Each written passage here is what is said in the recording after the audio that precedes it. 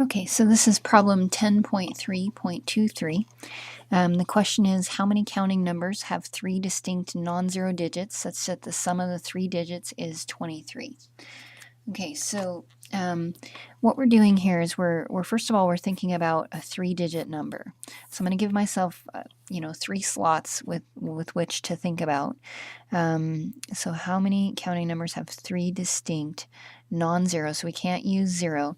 So in each of these places, I can choose the digits anywhere from 1 to 9. I'm basically looking at any digit from 1 to 9, and I want them to combine to give me a 23. So just figuring out which digits we're talking about, first of all, is simply just a trial and error process.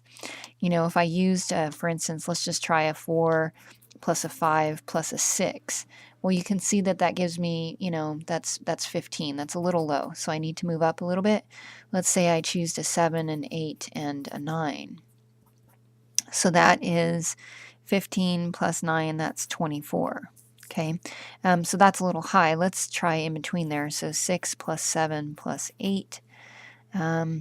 That's going to be in between. That's 15 plus 6 is, what do we have there? 21. Okay, so, in a row, these aren't going to work. I need 23. Let me try something like 6 and 8 and 9.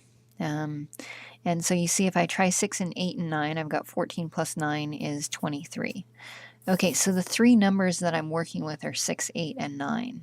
Okay, now you can see that if I place the numbers like this, then I get the number 689.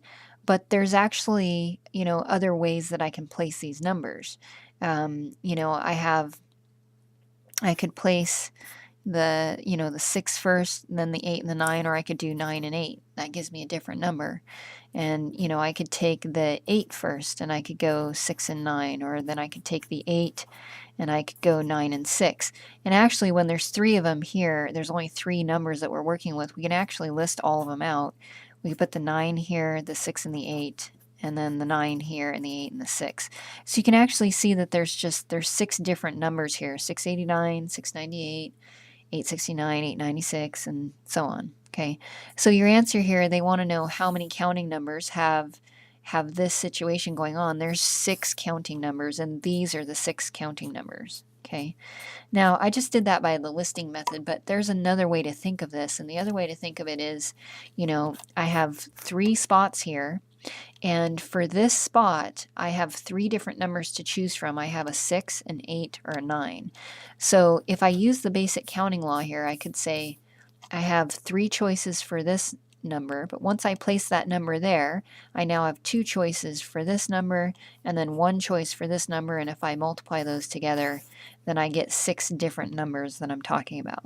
Okay, so there's a couple of different ways to think about this problem. You can list it, which is like a 10.1 type of way of doing it, or you can use the basic counting law, which I think is 10.2. Anyways, you actually could also think of this as a permutation, because the order does matter. Obviously, these are different numbers. So if we think of the order mattering here, I could talk about this being a permutation of 3 things taken 3 at a time. That's the 3 digits, and we're taking them 3 at a time to create this 3-digit number.